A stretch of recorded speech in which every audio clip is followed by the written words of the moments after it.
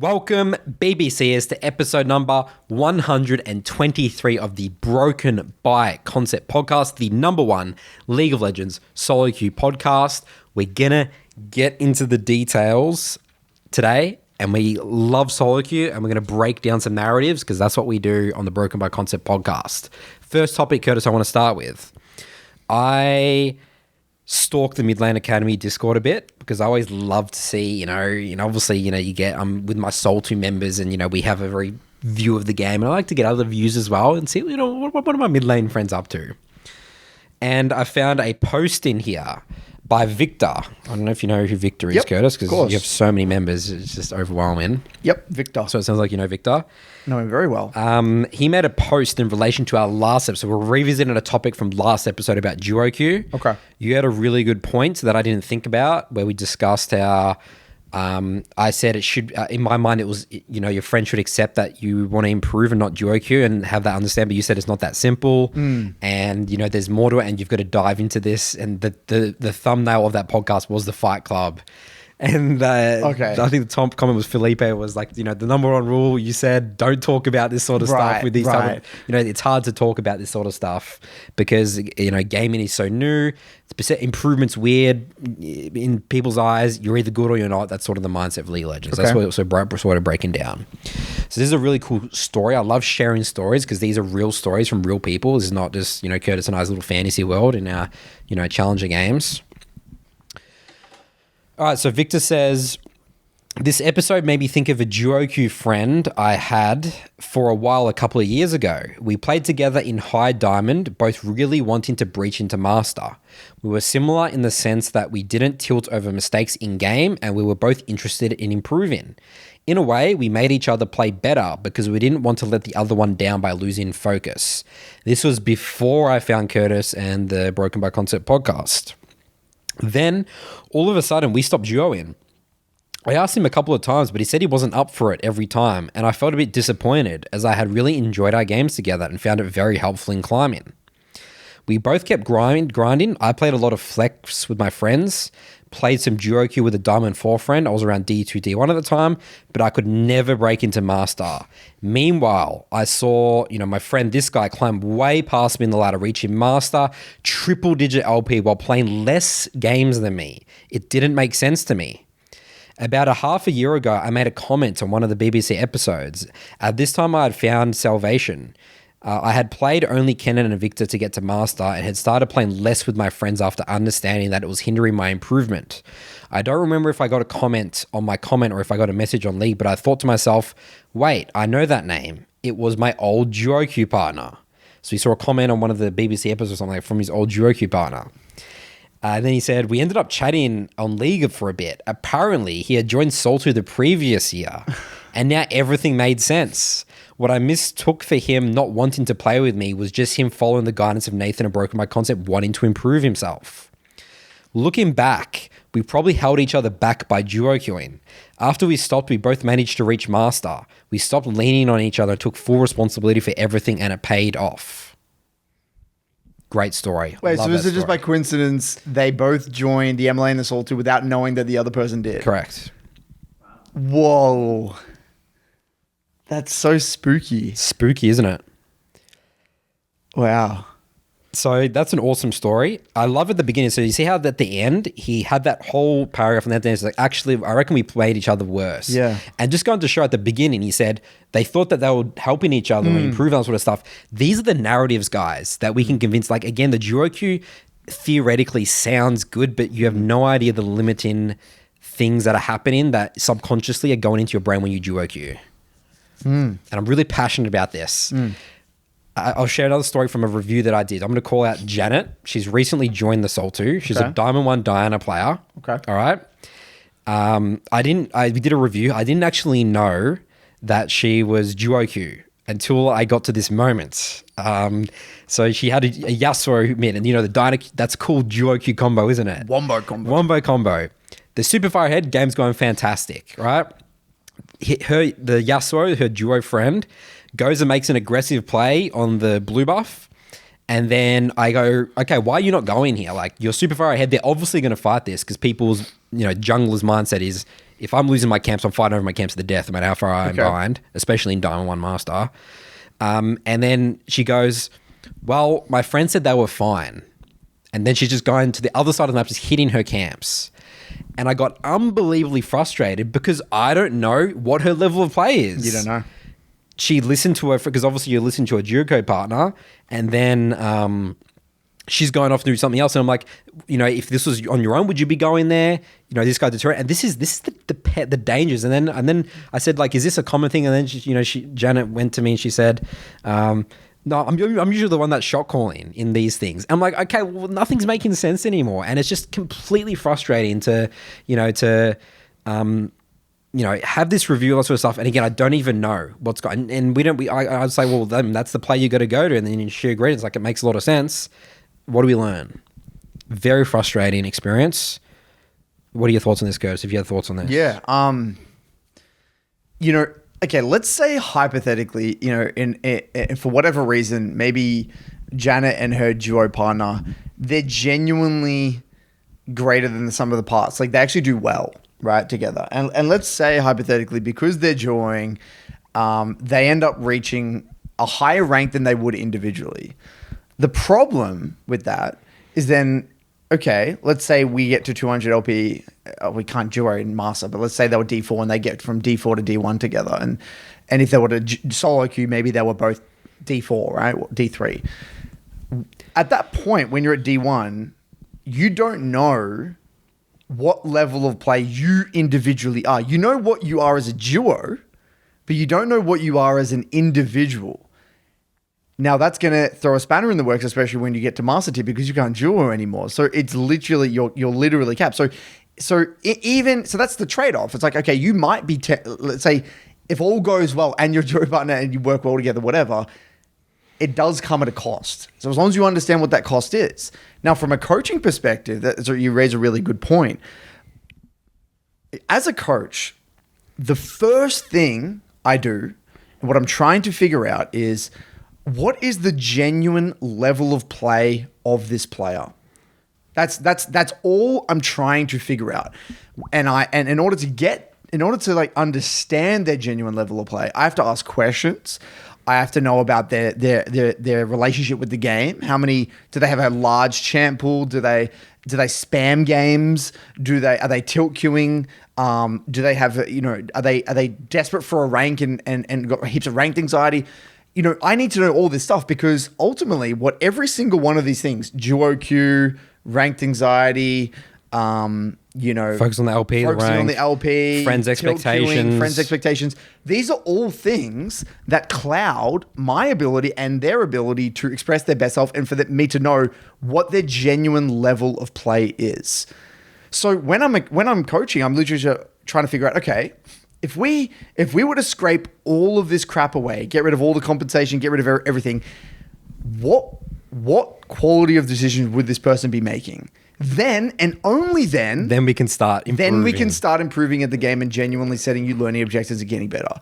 Until that point, nothing else matters. Hence why we talk about the importance of solo queue, 3 blocking, having a good relationship with the game, not being focused on the LP, blah, blah, blah, blah, blah, blah, blah. That's the reason why. So you can actually express your best self. And so DuoQ is fundamentally limiting you from expressing your best self, because it adds a whole new element to things. And like you just said, you don't know who's making what call. Even if he were to make a few calls, that still taints it. Now, we don't know what you would have done in those situations. Maybe he's giving you information about laners. Now you don't have to pan your camera. So now you don't get to improve your camera panning. Maybe, there's a trillion reasons what could influence that. So yeah, it's really not good in the long run. If your intention is to improve, obviously there's lots of people that, of course, come to say they enjoy the DuoQ, they want to, but I just want to really emphasize, just make sure, guys, we understand what's at play, and we understand what the sacrifices and what the consequences of your actions are, and we're not lying to ourselves like Viktor at the beginning, saying they thought they were doing great wonders, and then the moment they stopped, it's like, oh well, now we can break past our plateaus. Yeah, that's a really good point. Really, really good point. Now, I had a really great session this was like last week, this week with Raphael. I love Raphael. He's written in many times. He actually, remember, we had the video on him, right? You remember? Oh, yes. Yeah. Yep. He did. That was fantastic. That was on the that Mailbag video. Yep. And he said he was really struggling in his journey. Like he said he got worse, and he's like, I'm really at a loss. I'm going backwards, even though I'm process oriented, Very process oriented, doing all this stuff. And what he said, and I was like getting into this, and I'm like, walk me through, what's your situation right now? And he works now full time. And he says, like, I come home and I, shower or exercise and then I play. And he's like, I'm kind of tired and all this stuff. And the way he was talking about playing, it was almost like it was a second job. It was like, okay, he's done his job. He's checked in, checked out. And now he's just checking in for his second job. And then he doesn't check out till 10 and goes straight to sleep. He was viewing it like he was just going through the motions. And he genuinely wasn't even looking forward to playing that 3 block and getting in and having fun. It wasn't fun anymore for him. And that was weighing down on him. He didn't really want to review. He didn't want to play those games. He felt really burdened to play League of Legends. And what I said, I'm like, you're never going to improve with this mentality. If you ever feel like League is a job and you're not having fun, don't play it. You need to figure out something else, or play different champs, or don't review, or review only on weekends. You got to, it's a hobby at the end of the day. You got to have fun. If you don't have fun, then it's miserable. You're just going to go through the motions. You don't have that childlike mentality, which we say you really need to improve at the game. Like experiment, be a scientist in the lab. It sounds like he's just like, oh, here we go again. Here's another game. Rock up versus like, okay, what's going on? Let's figure it out. Because Nathan, when we play, I literally, like, solo queue is the highlight of my day. Like, alongside gym. It's like gym and solo queue. Yep. It's so fun. But when I say that, I feel like sometimes people don't believe us. Like, genuinely. Like, yeah, I feel like people... It's like, how could you think League of Legends is, like, fun? You have, like, in-team teammates and stuff like that. Or they think that, like, they just think... I genuinely think people don't get that. Like, or they don't believe it when we say it. But I'm telling you, from the bottom of my heart, I look forward to my 3 block every single day. Like, it's one of the highlights of my day alongside gym. So exciting. I'm like visualizing in the game, like, my early games, or like, how am I going to deal with this? I'm just like visualizing, like ready for the challenges in the day. League of Legends, dude. League of Legends is such a great game. It's so exciting. Unbelievable game. Like, I want to problem solve and I just want to get better and, show what I can do. Before the podcast, Curtis was showing us a Rail King montage. And I'm just seeing the beauty in the game. And I don't even want to this. I want to be playing League of Legends right now, and I want to see how I can, like, I want to pop into Aurelia and like think about how they're using their abilities, and like how I can like see the minion they're going. Like, I'm already thinking about those details. Like, I'm so excited. And if anyone hasn't seen his channel, Rail King, for just pure entertainment, to see the best mechanics in the world, highly recommend it. You genuinely think that he's the best mechanical player in the entire world? I think he is the best mechanical player in the world. Unbelievable. Over everyone, every AD carry, everyone. I think he's the best mechanical player in the world. Who's the Ezreal player, Charles, that you said? Hung Yu. There's an Ezreal player, Hung Yu. If you type in like insane Ezreal player, I'm sure will come up. 2000 LP Chinese Ezreal, something like that. There's like all these famous clips and stuff. Right.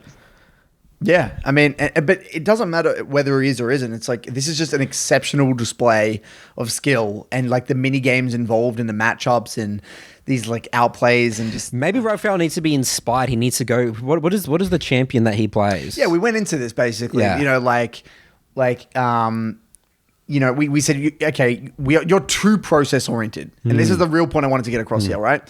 So this is the way the journey of most of our clients goes. They come in, they've got zero process, right? They're zero process oriented. They spam games typically, or don't play enough games. And then what we come in and say, okay, we're going to impart a structure here. We're going to give you this 3 block structure. We're going to give you reviews. We're going to give you learning objectives. And then they follow that. It's a great way to get started. It's sort of like you're entering school in a way, right? You could frame it like that. Yeah. And then what happens is that not for everyone, but for a lot of people, is that they latch onto that because it's got them results now, because now they're getting results. And then they're like, oh, wow, I'm improving. I'm getting results. I actually have structure. It feels great. And then they overemphasize the process to the point where they become too process oriented, and they lose the fun and the free flow element and the creativity and the joyous occasion of queuing up for a 3 block. And they're viewing it too linear. It's like a check-in process. Got to check in and all. And so what you got to do, and the ultimate, what I think we should probably clarify a lot more, is that everyone's process and journey is going to be a little bit different. Some people do like to be extremely process oriented. They get enjoyment and satisfaction out of that. Some people like to be a little bit more free flow. Some people don't like any in-game learning objectives. Some people only like out-of-game learning objectives. Some people don't like learning objectives in general. They just want to learn in their review and observe things. What you got to do is you got to find that what works for you and your lifestyle and your situation and your goals, right? And I think for everyone is we're somewhere on this spectrum from zero. I mean, I think you've got to have some process. I don't think anyone can get away with no process, but you're somewhere in that middle ground. And I think for Raphael, he went from zero, which was no process. He had a process. He got heaps of results with it. Went over the edge, dude. He went way over the edge. I think it's a good analysis. So that's Raphael. And I'm hoping that this whole conversation we had about making the game more fun, less process oriented, playing maybe adding in a champ that's more fun and gets him out of this whole mobile mage mindset. Things that kind of switch up, basically get out of the whole boring day-to-day thing that he's kind of in.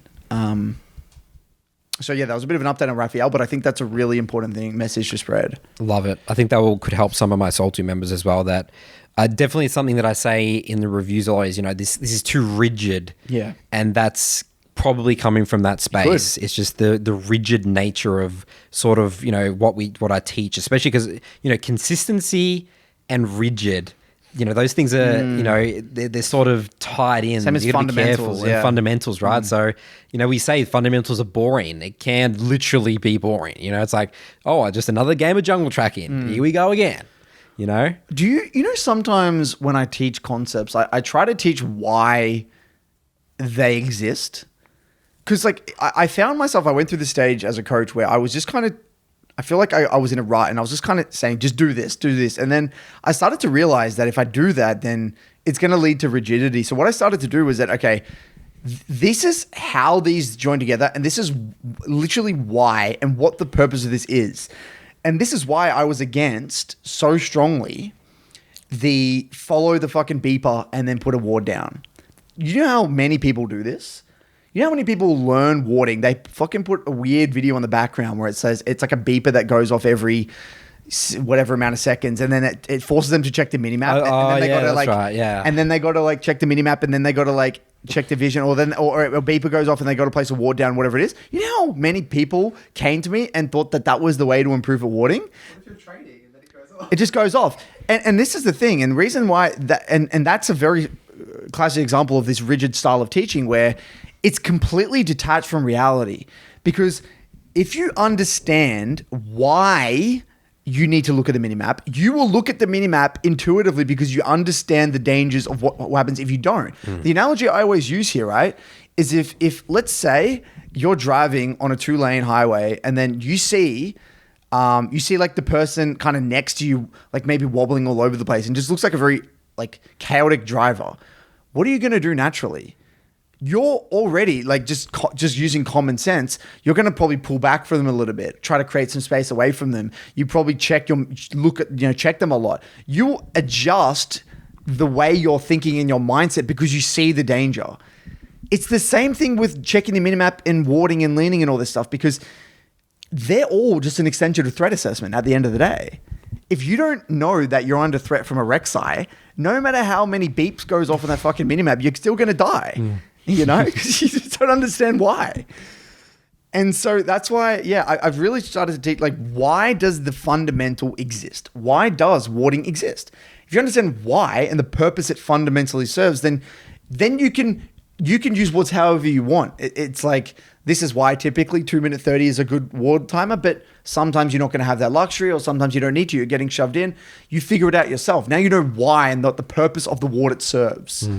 The figuring out yourself, the moment you say that, I just think about go in and test, fail, move on to next. Yep. Simple. There's no better learning than that. You're not gonna. I think when people send those type of videos, they're trying to hack it and get it done really quick.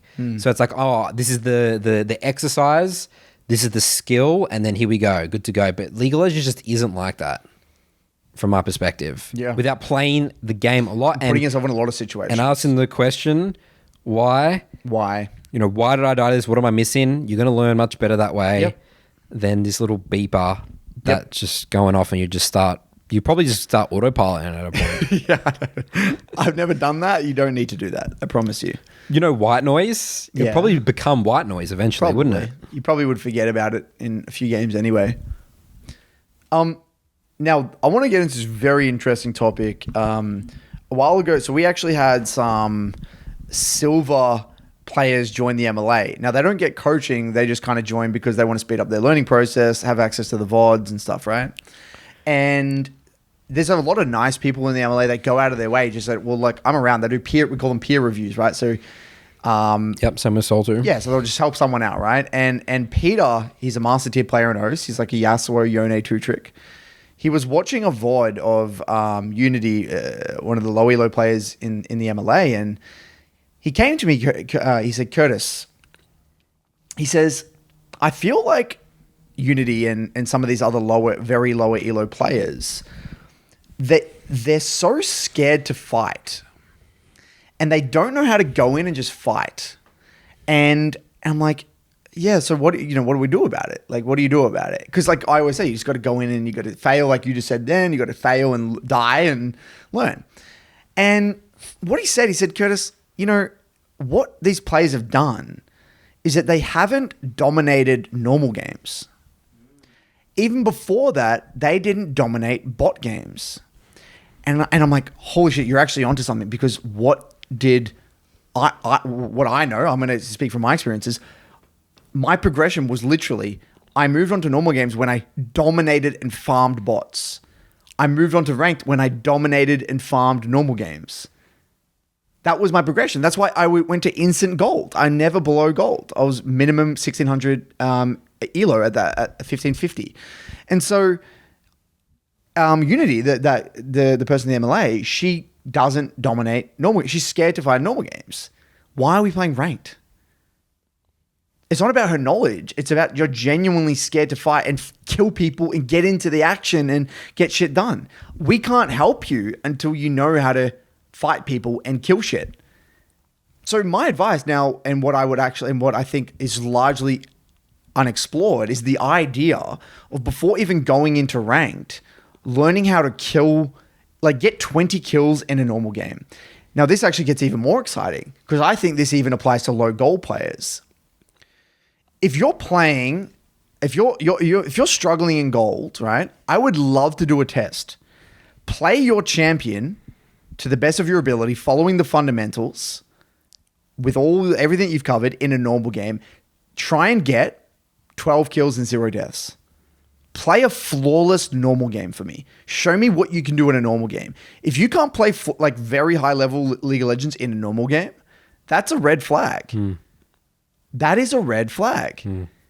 And what it actually does, it takes the pressure completely off, because we're not in ranked anymore. There is no ranked anxiety to fight. And because mid laners specifically as well, you got to fight. You got to learn how to fight and kill people and get the feeling of getting kills and getting fed and snowballing and dominating. You got to feel that. That's a feeling. I'm sure you've had clients at some point that have come into the MN and they're scared to go in or they're scared to fight. You could probably just say, do this in normal games. You should be... I want you to farm people. I want you to know what it's like to snowball and get out of control. What do you think about this? Yeah, I think there might be some difference there. I really don't work with silver players or something like that. So I'm just going to say gold. Like if you have a gold 4, gold 3 jungler, right? I mean, the funny thing about jungle though is that jungle in general is mostly about realizing that you can do less and win the game. Like, right. I mean, most of the time it's about hit your camps. I say that quite often in my reviews. Especially for gold, right? It's like, okay, well, this is a play you shouldn't even be making anyway. Like that happens sometimes. I'd say that the only times I focused on that, you got to go in, like they're scared to go in. I have like some niddly players in gold or something like that. But most of the time, people don't really have that much of a problem. But what about that problem you said before, which was just hit your camps and just farm? Yeah. Why do they have to learn that in ranked? Yeah, that's a great. What? So maybe what it is for them, it's like, okay, I need you to, have 8-9 CS a minute. Show me that in a normal game. Show me that in a normal game consistently. Because the problem, right, is that you get to a level in League where you can't use normal games anymore. right? And I don't know what that is. It's probably like high gold or maybe plat. I don't know, right? But if you're ever able to properly utilize something that isn't ranked to train, you should, because it's actually just taking the complete. You can fail. Like, you're okay to it gives you permission to do limit tests without fear of, because that's what people's biggest one of the things they struggle the most is it's ranked. Oh my god, I'm going to lose the game, and my MMR and my LP, that cuts all of that out of the way. It does. And then now that you say, like, there should never be. You should never go on ranked and be struggling if you're struggling in bronze and silver, and I would say even low gold, then you should have been playing normals the whole time. Yeah, I think that's a really good baseline for the game. There's no reason why you can't learn everything you need to learn in normal games to get to a goal 4. Yeah. Everything you can learn in normal games is easily you can get to a goal 4 level. If you guys go back and you look on the story of Faker, this is maybe extreme example, obviously, very talented at the game, but also, very hard work, and people call him a robot and stuff like that. Yeah. But Faker got rank 1 MMR. You can't really see it, but there's like an MMR still in normal games still. Yeah, like, there is. Like, let's say if you're like a silver or something, you'll still be playing with like, around similar and maybe even unranked account. Like, literally not level 30 accounts and stuff. Like, because the system does a good job in the normal games to rank, to put people where they need to be. But yeah, so Faker was rank 1 in normals. Yeah. First season, then go into ranked, and then gets rank 1 in the Korean solo queue ladder. From normal straight to rank 1. Very interesting. And like, this guy was like dominating normal games, right? Yeah. So normal games are a fantastic skill for sure. I just think they're really underrated. I think they are underrated. They're not explored. No. And I think ranked is overemphasized. It adds an unnecessary complication to many people's journeys, especially if you're bronze, silver, and low gold. When Udia first came out, the first thing I did was I went into normal games because I knew that I could practice the clear and the feel of the champion from normal games. I don't actually need to do that in ranked. Yep. I did that like for obviously I can speed up the process a lot more than other people because, I'm a challenger player. But 6-7 games, and again, I learned some great stuff from that. And I was like, oh, cool, I'm ready to go for this champion. And I would say it's even more so applicable for jungle, because jungle's yeah, that's what I'm thinking. I think jungle's actually the way to go, dude. You could master all the jungle fundamentals in normal games. Get high farm and just fight a lot. So you're learning those 2 skills really well, which is really important. Yeah, so I think that's something I really want to explore is how can lower elo players utilize normal games? I love this. This is a big breakthrough. And even before that, if you're really new, utilize bot games. Yes. Bots are so important. Like, again, for the same reason, you should be farming bots. Like getting 30 kills a game. Yes, I was before going to normals. Without exaggeration, I remember every game what I used to do is I used to run between the tier 1 to tier 2 tower, because you could pull the bots into the jungle and then you could get first blood every time. And then I got first blood and then I start farming them and I would get like 25 kills. I wonder what the baseline is. I wonder if you're dominating normals enough. Again, it depends on the guess. It always depends about your opponents as well. It could even be higher, dude. It could be like platinum or something like that, honestly. Yeah, I don't know. I wonder I what the really haven't played baseline is. normals in so long, so I have no idea what the level or normals are now, like nowadays. Normal draft as well. It's not even normal. It's normal draft. So you can pick, you have your role, you guarantee your role. Yeah, you guarantee your So role. that's great. Yeah. It's perfect. Interesting. So it's just something that is very, unexplored as a concept. Yeah. Okay. So got some other things here I do want to talk about.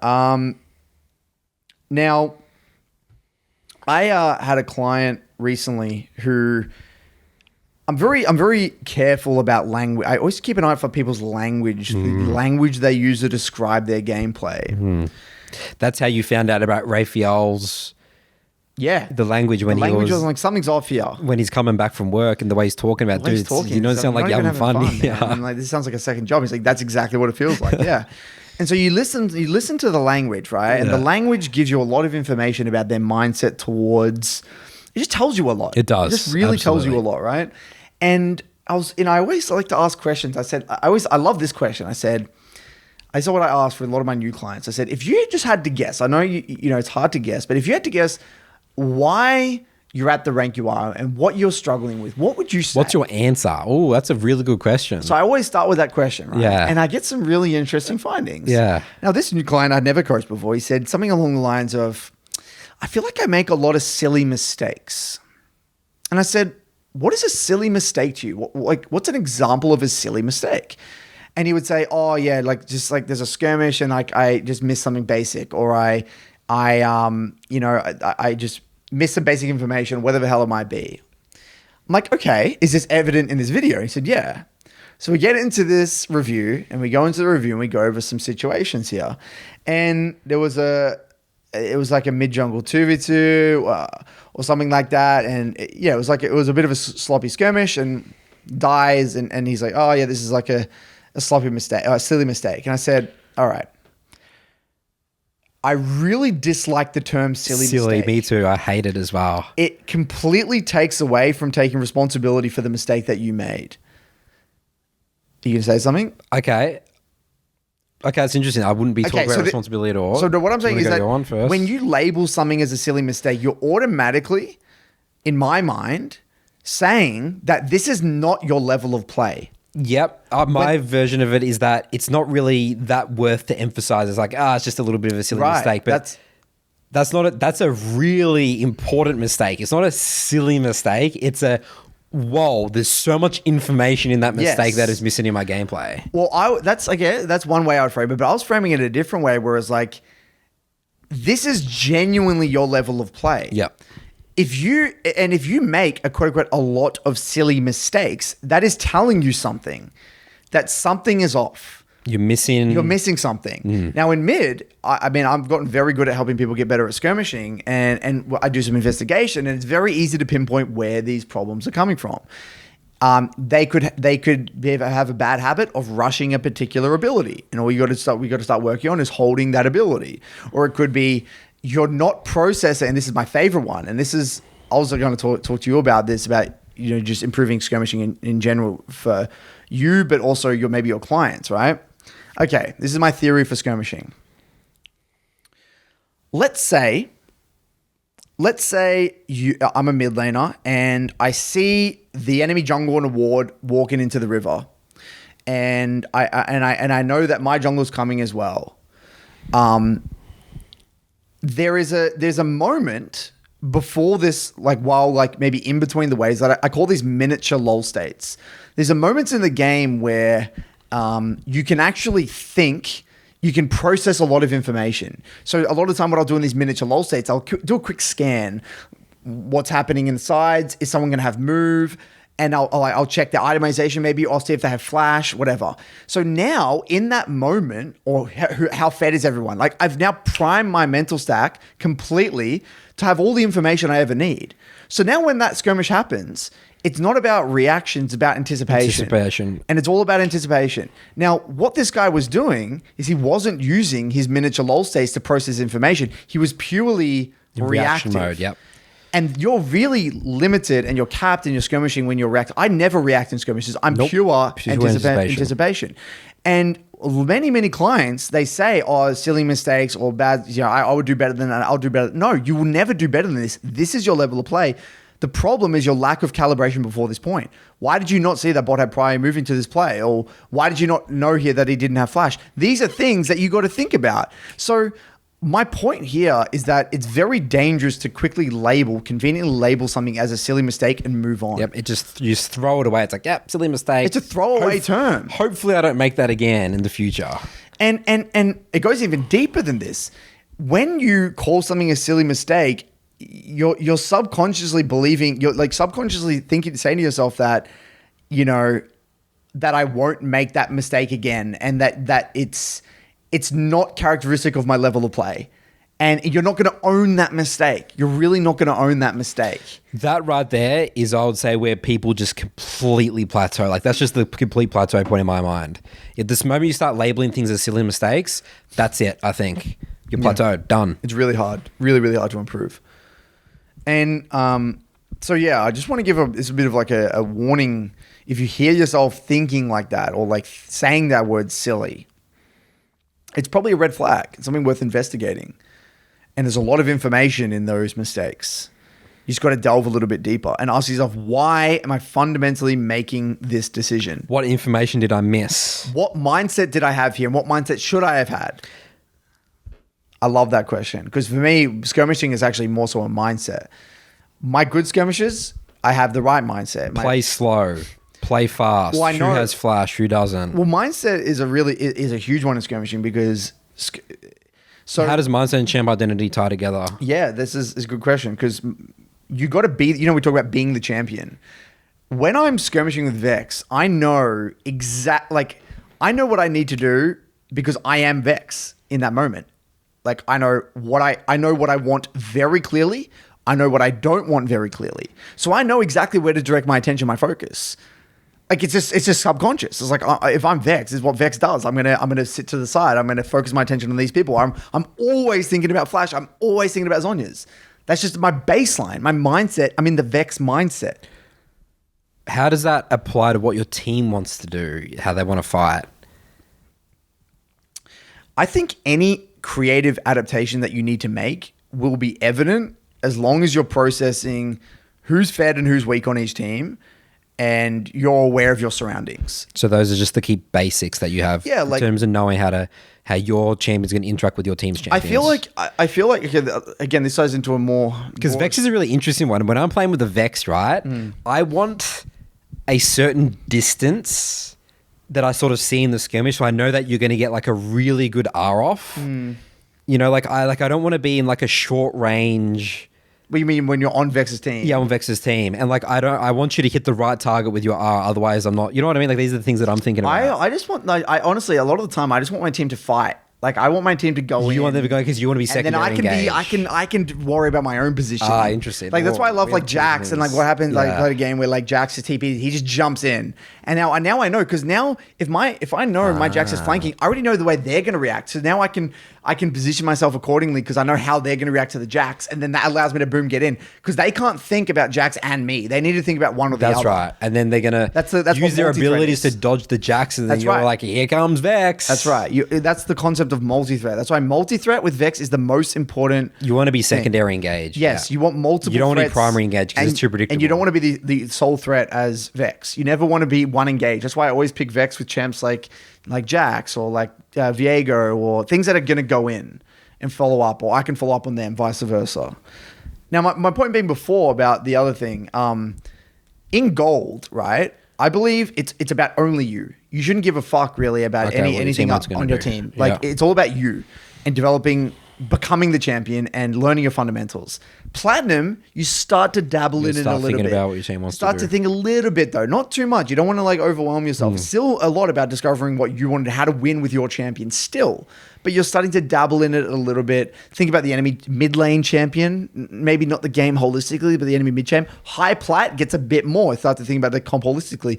It's not until diamond where I really think you need to start thinking holistically about what all the champs are going to do and how they think. And I think that's one of the big differentiators between like diamonds and masters and grandmasters, etc. It's how much are they able to know about all these champs in the game and what they're thinking. I would actually drag that a lot down for jungle. Right. Because again, I think, mid's more fight orientated and And you they're can more be doing more carry-oriented. damage, more carry. But Yeah. jungle, you've sort of got to start realizing in high gold, I think. Right. About, okay, how does the enemy team, because you want to gank and get, that's the way you get fed. You need to gank and get kills. I need to have a good idea about, Jax's E. Like I need to wait out that or, Yeah, you're constantly interacting with every lane. Yeah, that's right. actually the interesting So you point. sort of got to know more so. Because as a mid, what sometimes your I'll enemy never team interact does. with bot lane. I'll never interact with top No. sometimes, or especially if I'm a Viktor, I'll be stuck in lane for the majority of the game. Whereas, yeah, you're Rek'Sai or something. You have to go you have to know how you interact with all the champions. So I'll drag that way down, probably like Yeah. a whole. Yeah, like you said that diamond 4, you need to start doing that. I'd say platinum 4. Platform, even maybe high gold. Yeah. Honestly, yeah, that's really interesting. Just shows the difference in the roles and how the skills just very, very different. But I feel like you always end up in a similar spot though. It's like how you get there. Like think about it. Like the journey of a jungler, and you say you climb to like challenger. By the time a mid laner gets a challenger and a jungler gets a challenger, you basically have a very similar That's understanding right. of the game. Yeah, it connects. It all meets connects up. at the end. Yeah. It's like, but it's how you get to that point is kind of different, isn't it? Which is interesting. Yeah, because let's say, for example, I mean, it depends what champion you're playing. Like, you have different journeys. Let's say you're a young mechanics max kid. You're playing jungle, probably fundamentally like really not consistent, but you're just mechanics maxing and winning every fight. Eventually that catches up to you eventually. Yeah. Then that's like the high diamond. It's like, okay, now I've got to start thinking about, how my team wants to play. Which is actually a good segue. I got asked a question recently about what is the difference between like a master and a challenger. Like not in terms of skill, but we're talking about like what holds someone in master tier, like what differentiates like a person, like what are some of the challenges certain players face, people face, like why can't they get to challenger? And I'll start this conversation because I thought about this a bit and it gives you a little bit of time to think about. I actually wrote this to someone recently who asked this question because his goal is he wants challenger next season. Okay, so this is his exact question. He said, Coach, another thing that has been on my mind is based on your experience, what has allowed people who are not supremely talented to go from masters to challenger in terms of qualities they possess and the characteristics they have developed which they didn't have before? And what were the reasons that other people who were masters and had goals of hitting challenger but weren't able to do so? And it's a tough question. So this is kind of what I said. I said, well, okay, the players that got challenger, I said, number one, they were very dedicated and they were okay with the entire thing taking multiple seasons. Like they weren't on a timer, I felt like, like they didn't have to get it this season. Number two, they understood that it was very small things leading to losses and that didn't bother them. They internalized that and accepted that. They realized that it was the small things. They tried to problem solve and self-study outside of my coaching to get multiple perspectives from either YouTube VODs or even other coaches and stuff like that. They were very proactive learners. And they had very consistent games played and there was no long breaks or any of that crap. The people who didn't get challenger, and there's a lot of them, because to be honest, I'm straight up, I can't say confidently, I know how to get someone to challenger. I can't get people from master to challenger because this is not even like close. Even if I've done it, say like 10 times or something across my entire time coaching, that doesn't mean I know how to get someone to challenger. No. In order to confidently say you can get someone to challenger, you need to have done it literally hundreds of times, in my opinion. Like I can say with confidence that I know how to get someone from gold 4 to about masters 300 LP. Yep. I'll be the same. Mine's probably lower, probably masters. I'll be confident I can get gold to Masters 0 LP with the right student and all that sort of stuff. Yep. Like it's very replicable. Yep. Like I feel like I can anyone that's dedicated. Yeah. I could do that. Yep. Anything above that, I'm not.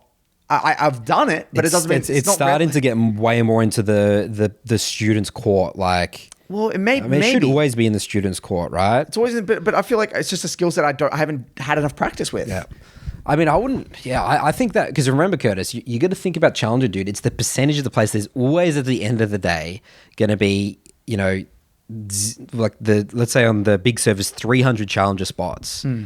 You're competing against pro players, dude. It's unbelievably difficult, man. Challenger is, and ours it's 50. 50 spots. 50. Yeah. Well, I mean, if you drag it out, the ratio. I mean, I think there's again, we were looking at it was like 15,000 players. There's like 20, I think you're ranked 30,000 in Europe if you're Diamond 1. That's crazy. So like, it's a competition at the end of the day. Well, 30,000 in Europe, that's like, there's like, how many people on this server? There's 3 million, I think, something like that. Getting D1. 3.5 million. I'm ranked 500. Well, but, imagine getting Master in EU. That you're in the top, probably what? So yeah, I think that it shouldn't, especially over the years as the years go by, like challenger should basically be like pro players or like the second tier. Dedicated. Yeah.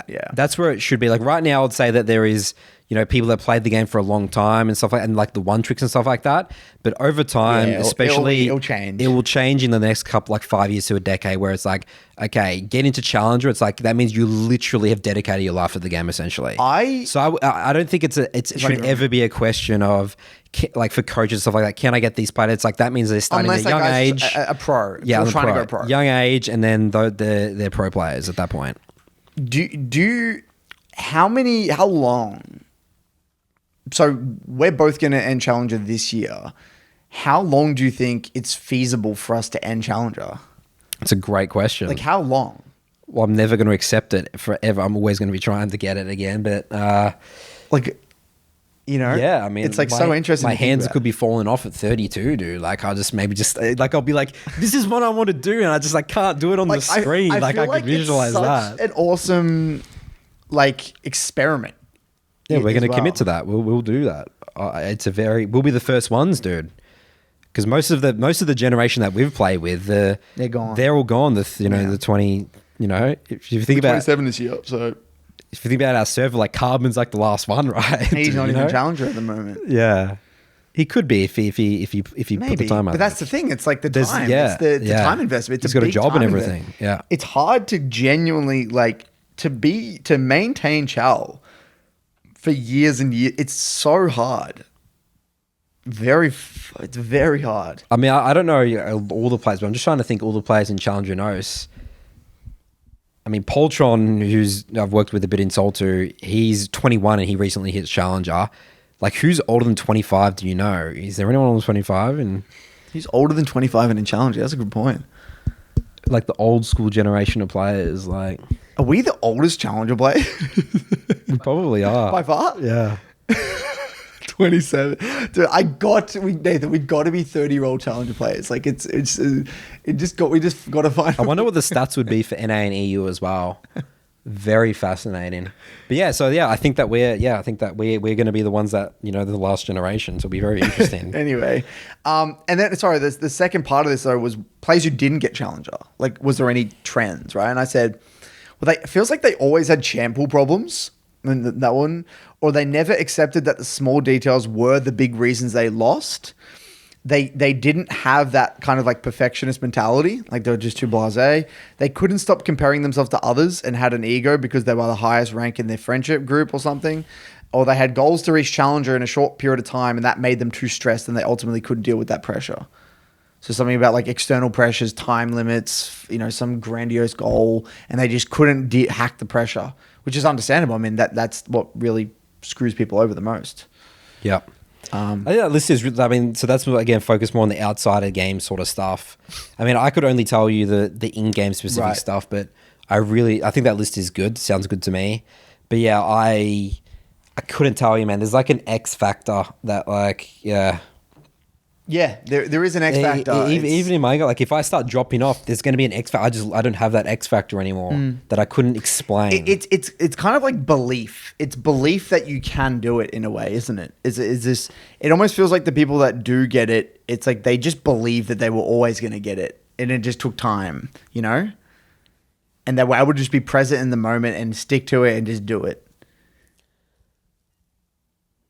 It's just a really hard question to answer. I don't think anyone can definitively answer that question with confidence. No, I agreed. Yeah. Just one last quick thing here. I want to say.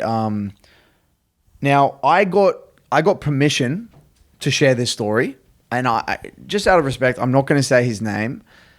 And I just want to really share this because I think that, you know, this is a very important story to share.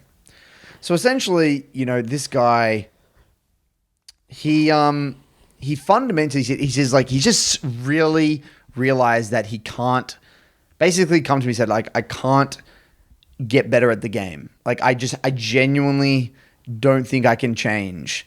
If I get used here specifically, here we go.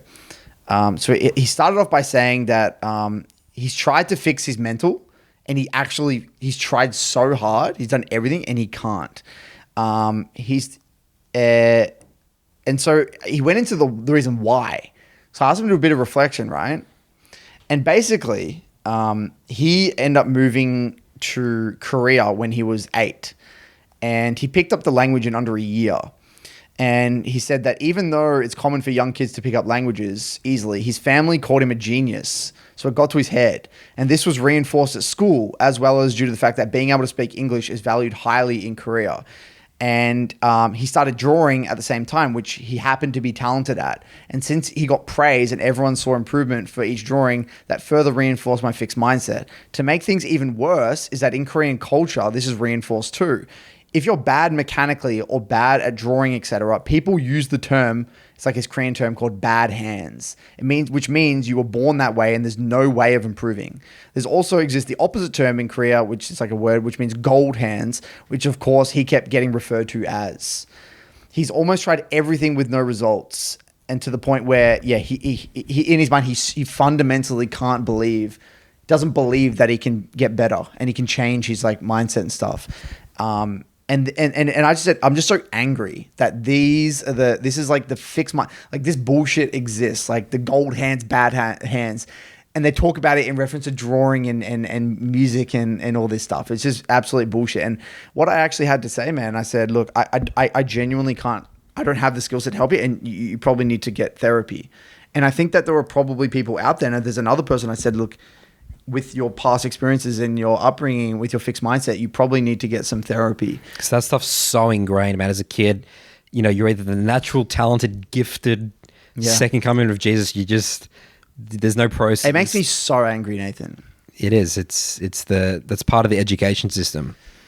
Remember the smart math kids and the not smart math kids. Smart maths, dumb maths. That's what they called it. Yeah, that's what we called it. Dumb maths, and then that's just your identity. That's it.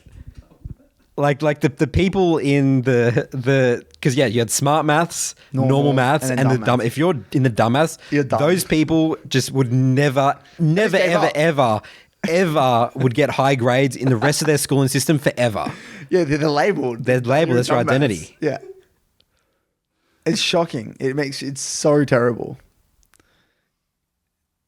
And this is the thing, and these sorts of narratives, I think, extend to league and have been around in the league industry for such a long time, where it's like you're good mechanically or you're not. You know, you can either play mechanically demanding champs or you can't. You can't, yeah. So I just wanted to share that as like, again, like if you feel as though that you resonate with that story, you know, you know.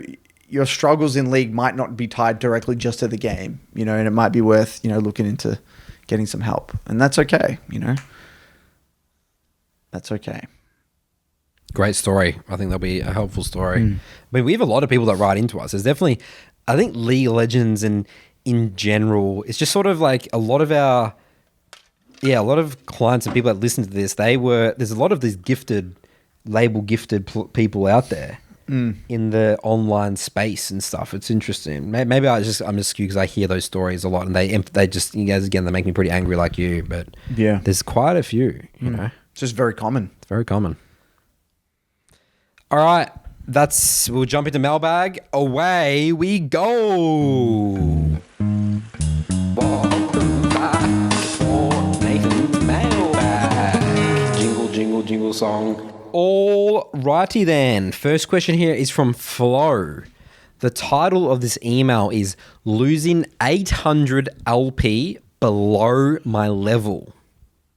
Interesting title. Hello, Nathan and Curtis. First of all, I'd like to apologize for the clickbaity title. He's just trying to make me click on it. Oh, Flo, come on, man. I've been a long-time fan of Curtis. First discovered him when he had less than 1,000 subs. All right, so he's redeemed. So it's okay. I forgive you. And more recently of the Broken by Concept podcast. I've listened to every single episode. I'd like to start by thanking you immensely, as you've had a very good influence on me, not only in League, but in the rest of my life too. I started playing the game 3 seasons ago in EUS, but only took it seriously last year. I mained Garen top. I went from Bronze 1 to Gold 4 in a month of tryhard during February. Then later during the year, I went from Gold 4 to Platinum 4 in another month of tryharding during September. I followed the 3-block process and would VOD review games where I felt I struggled. I will review around 2 VODs a week.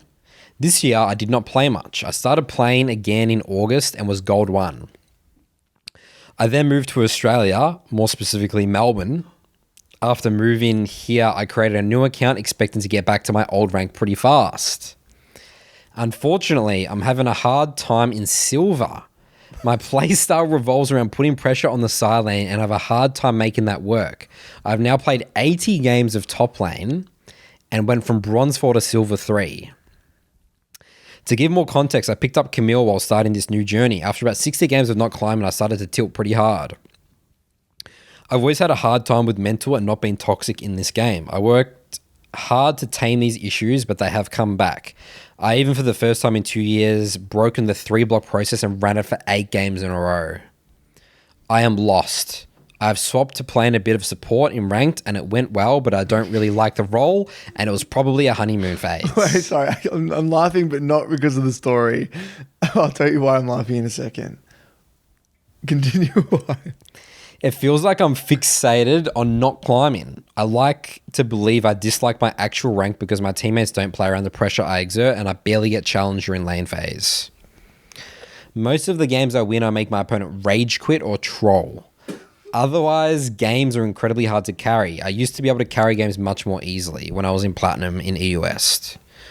I have no clue on how to make this work. I cannot deny that there is ego somewhere in there. I feel the game is not very fun because my playstyle just does not work. Actually, I think I can put words on how I feel. I am desperate to get out of this elo to be able to play the game how I enjoy it. Help me unpack this. So I just want to address why something I found funny about that story. Okay. So you know that that video about like the guy worshipping Joe Rogan? Or there's like some weird little video we saw on the... I think the video is called Bro Jogan. It's got like 3 million views. Yeah, Bro Jogan. And then the guy like is he basically he like pretends that he doesn't listen to Joe Rogan Because he's trying to impress a girl. He's trying to impress a girl, and the girl's like, "Oh my god, you're so unique. You're the only person who doesn't know Joe Rogan." And then after the girl leaves his apartment, he like closes the door. Like, he's just looking at her leave. And he like slowly walks to like this worship area and like takes off his clothes and like it's like the music. And there's all this memorabilia of like Joe Rogan. I imagine that this guy went from EU to Melbourne. And like he's in like an apartment over there with his binoculars watching us do the podcast. That is not the way I expected that story to go. It's like a BBC shrine. Yeah. He's like watching us and he's like lip reading us read this question. And then it's like just some fucked up like story. I don't know why I thought. Where the fuck did that come from, Curtis? That is just random. There, you got me scared. Dude. What's going on? That's why I was laughing. I'm like, is there someone out there watching us do this podcast? It's very sus that he happened to He moved to the same city. watched everything. Because he's like, he watched every BBC episode and followed me since 1,000 subscribers. You know, and it's obviously it's not happening, but that's just what my mind came to. I just thought that was really funny. That is not where I expected that to turn, but that's all right. That's an interesting one. That's a BBC memorabilia right there, Curtis. This is where Curtis's mind wanders while I'm reading questions. Yeah. All right. So let's TLDR this one. He was plat in EU. He took a break. He came to Australia. He's moved, different server, and then he happened to also change his champion, right? He played Garen before, and now he's playing Camille. Correct? Yep. And then now he's in bronze, silver. Is it Silver 3. Silver 3. And he had a quote unquote style that he had before, I'm assuming, with Garen, which was revolving around, I'm assuming, like split push and like, you know, being a nuisance, split pushing, and then kind of dragging people to him, and then, you know, and then using that pressure to maybe his team was getting advantages elsewhere, right? And now he's getting angry because he's trying a similar style and that style doesn't seem to be working, and he's worried that he's even playing well, he's dominating his lane opponent, it's still not working, and he's getting frustrated, and he thinks he's potentially, because he thinks he's better than he is, he's comparing himself to his previous self, or maybe it's like he's comparing its O's to EU, even though he's playing at a lower level than he was in EU. And there's a lot going on here, right? So I think the first thing that we need to address is that in lower elo brackets, it's a fact that split pushing is a lot harder unless you're a hardcore split push oriented champion. Like unless you're a Yorick or, you know, like a Fiora or a Tryndamere or something, more often than not, you're going to have more success as grouping. That's just because the way. you got to fight. There's going to be fights. Because people are going to ARAM and people are going to fight. And now that might not be the way you want to play. But at the end of the day, man, try it. And what's more important to you, playing your style or winning the game of League of Legends? So then that's a question you've got to ask yourself. And then you've got to say to yourself, well, is the champion I'm playing even designed to play the game how I want to play? If you genuinely find fun in the split pushing aspect of the game, play a split pusher. Play a hardcore split pusher and play that style and all in on that style. And that's okay. I'm sure you can make that work. I don't think Camille is that. I mean, Camille can, right? Camille can split push. But I would say it's got other strengths, right? It's really good shove and move, really good pick. I wouldn't categorize. I would actually. I mean, Garen is I definitely can put a lot of pressure in signs, but again, as I said, I think there's those category of champs with hardcore split pushes, like the Yorick, Fiora, Trinity Meow sort of stuff. But yeah, Camille, I wouldn't really put in. That's maybe the level down. Yeah, and I would also say Garen isn't amazing at that either, but I think what he probably got, I mean, maybe, right, he found his own niche way of doing it with Garen, and also on top of that, maybe Garen just worked better in those ELO brackets that he was playing. He's playing in Gold and Plat. Gold and Plat is very different to Silver, especially you're going from a different server. We're not even talking about on the same server, right? And it sounds like to me he knows what the problem is. He's just stuck in his ways. Like he can't get himself to change. That's what it sounds like to me. Don't you reckon?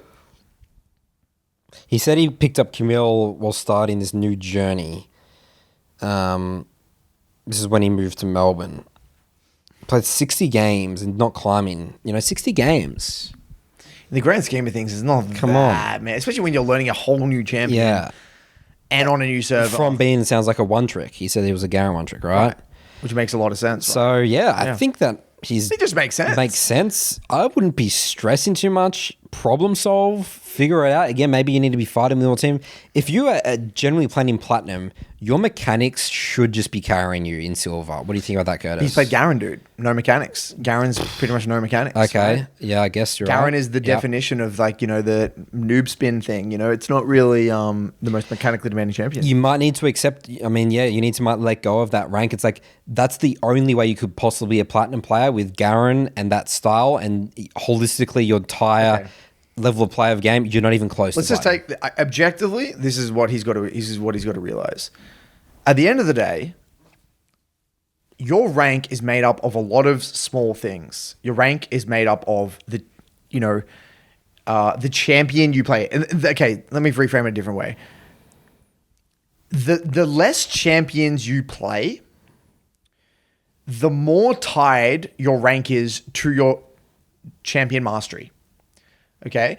If there is a one trick who gets to Platinum 4, you can't say that they are holistically a Platinum 4 player on every top lane champion. You can't say that. You can only say that they're probably a Platinum 4 player, Platinum 4 top laner, if they played many styles and many different champions in top.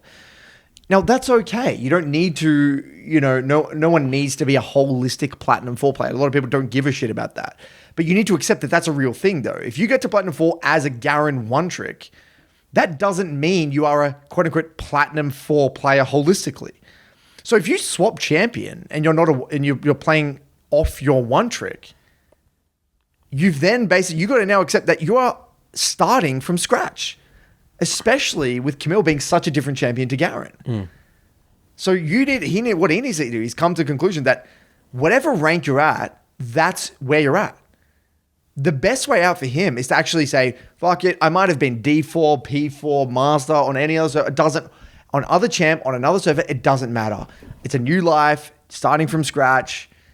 You gotta do what you gotta do, and you gotta start from scratch. And if you're a Silver 4 Camille player, so be it.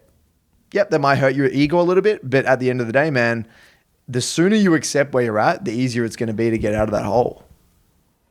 Absolutely. But the problem, because if he doesn't accept it as well, he won't. He actually can't adopt the problem-solving mindset. No. Yeah. That's going to be the boulder on his constantly on his foot. It's just going to be weighing him down the whole time of his journey. He can't move. Can't move. Yeah. He cannot move. So hopefully that helps you a bit flow, but we've got to be accepting our level of play. And yeah, I'd say in reality. general, the split pushing strategy in League of Legends, it's such a specific way of playing the game. Yeah. I would say that it really is a, very one-dimensional. You could definitely be way lower skill level in your ranks if you were to not to do that, for sure. Yeah, and if you want to learn the role holistically, you probably want to learn when to group and how to skirmish and team fight and all this stuff, and translate your pressure to other lanes. If you're dominating your lane as a Camille and you're getting 2-0, 3-0, you know how easy it is to take over the game? You just roam mid, you kill mid, you go to dragon. The next dragon, you just clean up. They never expect the top lane, and the enemy's like, God damn, the top lane, top diff. Yep, get every rift. Dive top, kill top, break top, roam mid again. Or you can... Top, if you're a carry top like that, you can... destroy. If my top lane is dying on repeat, I lose a lot of options in the game. Yep. A lot of pressure. It's very hard to play against. All right, moving on here But actually, one thing I will say here, I think we should thank Flo for being such a long-term BBC absolutely. listener. That's incredible. I mean, thank you for listening and watching all of those episodes, man. That's amazing, and I hope that you learnt a thing or two, and that's really cool. Awesome to hear. Yeah. I wonder how many people are out there like that. I mean, that'd be so cool to talk to those people as well, because they would have so many different similar thoughts. And our philosophy sort of evolved over time as well. Yeah, they would have seen that evolution. They would have thoughts as like, how interesting is Nathan's evolution or Curtis's evolution or... What is the evolution of our perspective? takes on the game, you know? Maybe like, God damn it, I like BBC in the good old days of ranked episode 30 and 40. That could be, Could be. All right. Moving on here is from Cam. Do AD mid champions for analytical players exist? Do AD champions for analytical players exist? Okay. So I think he's insinuating that from his perspective, mid champs are just all mechanics max. Hey blokes, I've experienced significant champ pool issues that I believe ultimately stem from not having an AD mid lane option. I'm perfectly content to play my main champion Swain into any matchup, but frequently run into team compositions that are heavily over-indexed towards AP damage. This is exacerbated. I don't know how to pronounce that. I think I got it. Exacerbated by the fact that I often play together with my wife, who is a Lilia jungle one-trick. Well, that would explain a lot of things in terms of the AP ratios. I can see firsthand the difference that Champion Mastery makes, as she has improved significantly more than me due to sticking to just one champion. While I have sabotaged my progress by attempting to fill in the gaps in my team and playing to complement her, this gets even worse because I haven't been able to find success on several of the conventional AD mid lane champs. It seems like most of these assassins and marksman champions favor a highly intuitive, mechanical-oriented playstyle that is the complete opposite of my own strengths. Because I haven't been able to find a consistent AD mid lane option, I've even had several periods where I role swapped to top lane, experimented with various champions there, and further setting myself back. I believe that if I could simply settle on the one AD mid option, I will be able to consistently develop champ mastery and see significant improvement. But does a champ even like that exist? It seems to me like every AD mid champion is built for high confidence, intuitive players. Yeah, he's actually hit the nail on the head. That's just the reality. And that's actually why, even for me right now, I don't even have an AD champ in my pool. I don't enjoy a lot of them, and like they require a lot of time. I'm going to try my off season. I'm going to learn one, and so I have one. I've had them in my pool in the past, but they just never stuck. So you don't actually need an AD champ in your pool. That's what I was going to say. You don't. For me, I'm challenger and I didn't have one. Right? You're going to have games that you auto lose. They're going to be shitty, but more often than not, you're going to be fine. I don't have an AP champ in my pool. If I jungle, you just have double AD mid jungle or triple AD top side. You have full AD comps. So you can. Yeah, but I'll say more AD is more workable than a lot of AP. Yeah, usually. because there's certain items like, more of Melodious and Spirit, like it's very easy to build Magic Resist. Yeah, it's very easy to build Magic Resist, and also it's very easy to build Armor Pen. It's like the items are really good. Yeah. But anyway, on a side note, what is making it difficult is that you having an AP jungle on your team every time because your wife plays Lilia, which can be very frustrating. Look, I think if you really did want to have an AD champion pool, the one that makes the most sense. The two options. There's probably three options. I'm gonna keep it. I'll give you reasons why. The first one is Zed. Now Zed plays lane like a mage. A lot of people think that Zed is like a full assassin. No, not really, because he actually has poke abilities. So most of Zed is just using your WEQ and poking and harassing and that sort of thing. Now, yes, don't get me wrong, you're going to have to go in and assassinate people and learn how to do that. I've got a really excellent Zed guide that covers a lot of that if you're interested. So that's one option. Zed is probably, though, like the most magey style. Then you have Yone. Now, Yone is an interesting one as well because you have non-committal poke, you have the E to tether you back, you have the Q3 and things like that. It is one of those intuitive champs that requires a lot of games. By the sounds of things, if you play Swain, you will enjoy Yone, but it will be very uncomfortable. So it's doable, but again, require a lot of games, a lot of effort. Probably not really up your alley. The last one is, there was two more I'll mention, Talon and Akshan. Talon, again, similarly to Zed, plays the lane more so like a mage. Like you got non-committal wave clear with the W. You can kind of like take short trades back off. And I would say like the theory of the champion's relatively simple. Like you kind of know that you shove and roam, and I think it gives away for your ult cooldown. It's got relatively clear reference points. I would say, and it's probably, especially if you play like the Conqueror style, Gore Drinker style, it would be similar to Swain in some regard.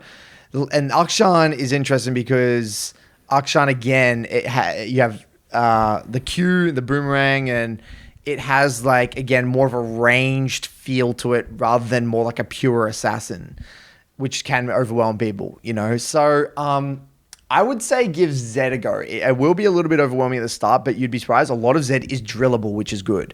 You can drill the combos in practice tool. If you get the WEQ combo down, which I go hard on in my guide, that is honestly 80% of your laning, just like that. And then you just got to know, once you fill out the first 30, 40 games, I talk about all the things that you really need to know. It is very doable. It is as a mage player, it is very doable. Now, this is all, and last thing we'll say here, I would try my best to avoid having an AD champion pool by the sounds of your situation, because I think it will overcomplicate your journey, and I think it will really test your patience. I don't know how much you enjoy or dislike these champs, and I'm worried that we said analytical, remember? So it looks like did he say what champs he was playing? He plays Swain. Okay. Yeah. So my fear is that it's definitely doable. Don't get me wrong. It's just going to put you massively out of your comfort zone.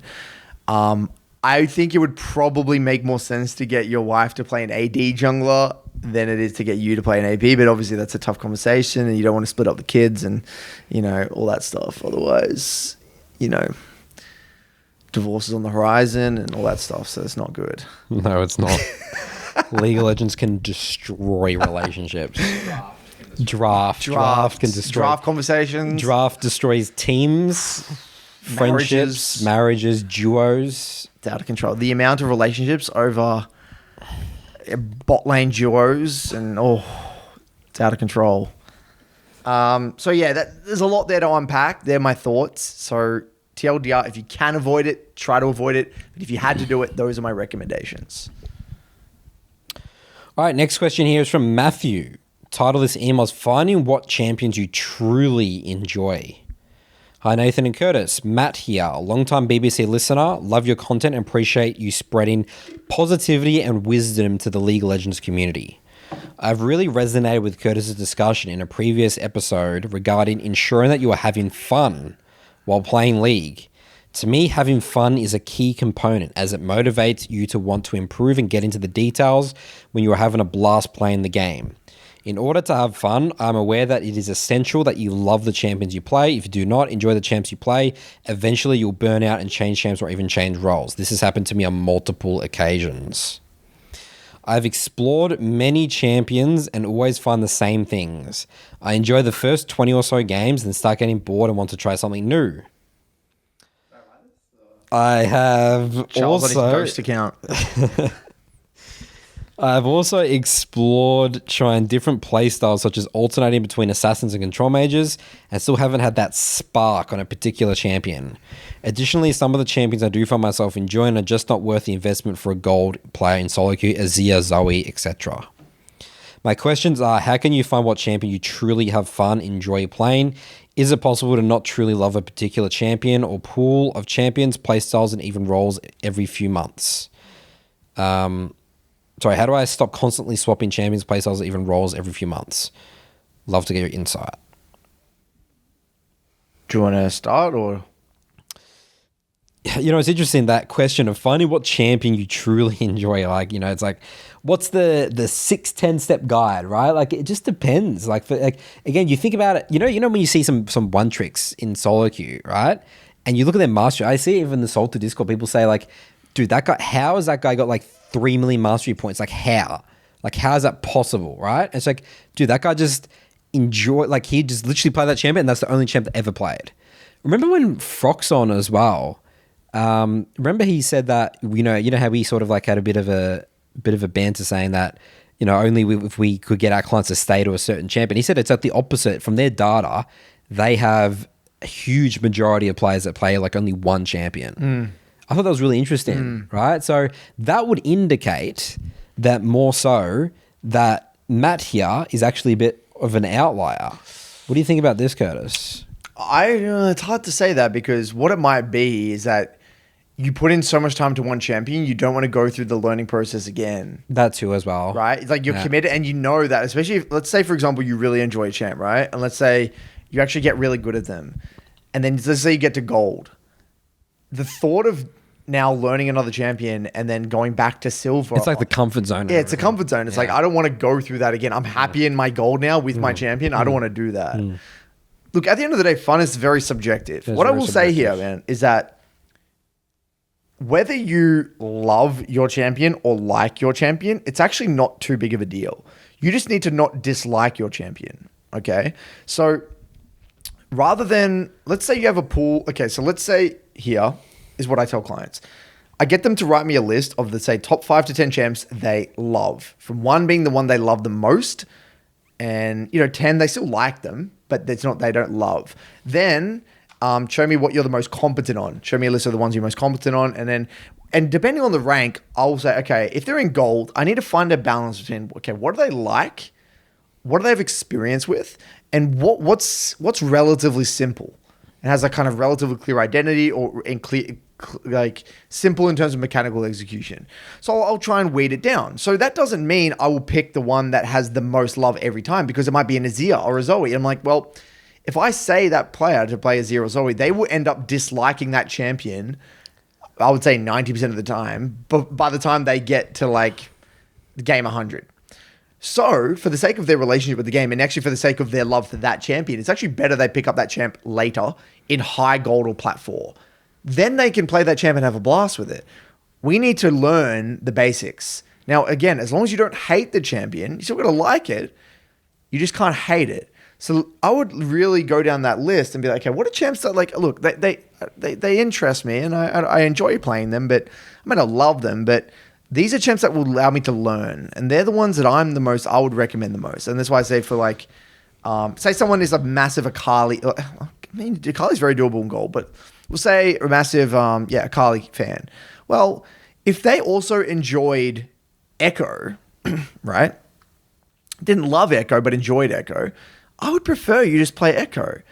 And it's a little bit easier to execute. You probably learn a little bit more about the game, and then we can come back to Akali, add Akali later on. That's an example of that in a way. So that's what I would really say to this guy, man. And the other thing we got to remember is that every champion won't feel good 20 games in. That's right. I want to emphasize, well, it seems like he struggles at this 20 game point. We say you got to get to like the 80 game point to actually be like, oh, okay, this is exciting. There's new levels to this champion. I didn't realize things start to click and you actually get it a bit more. So yeah, it's sort of like, again, like, didn't you say, Curtis, is like a... Yeah, so 0 to 10 is the most fun. You're in your childlike state. You're having a blast. You're free flow, no expectations. From game 10 to about... it's like problems are starting to come in. You You've have seen the expectations. weaknesses of the champion. Starting to see the weaknesses. So it gets worse and worse and worse until you're in like game 4. You're in a hole at game 40. Like you're in the depths. And then you start to rise up from game 50, 60 until you get to game like between 60 to 80. That's where you start to see the light and you're like, oh my God, I'm starting to really click with this champion now. And these are things I'm learning and now I know what it really likes. And then you come out the other side. But most people give up in that kind of 20 to 50 zone and then they don't get to the other side. That's right. So for Matt, it's like, choose those champions you think are interesting. Again, you might not think are overly, but you don't hate them. Yeah. And get to that zone. Yeah, just force yourself to get to that 60th game if you can. And as an experiment, it would be interesting. At least you have one champion you develop mastery with. Yeah, you have that intuition. Like it won't be a waste of time. No matter what. Like even if you drop that champ, the things you learn in 60 games with one champion will follow on to many, many other champions. So don't worry about that. Yeah, we always say you've got to know what it feels like to master one champion. Because then you know what you're looking for and you know what if you play a new champion, you're like, okay, I know that this doesn't feel it. I need to get to that point. That's right. Again, it's very important for League of Legends. Going back to you talking about the normal games, you got to know what it feels like to dominate normal games before moving to ranked. Same thing. You got to have that feeling because then you know in ranked when you're struggling, you know what it feels like, what you need to get to. And if you're still not having fun and you're dominating with the champion, that's when you know you don't enjoy the champ. Yeah. That's when you know. Absolutely. Like I've had that with clients that say, I'm winning and I'm doing well, but I'm not having fun. That's when you know. Because right now we're conflating too. We're conflating, is he not having fun because he's losing and playing like shit on the champ? Or is it because he genuinely doesn't like? We don't know until we're able to he's actually able to play well with the champ somewhat. That's right. Yeah.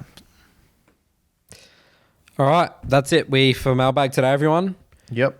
Good work. Let's keep on improving. We got 2.5 weeks until the end of the season from the time of this released episode. Making sure everyone panics. Panic mode. Finish your final ranked season goals.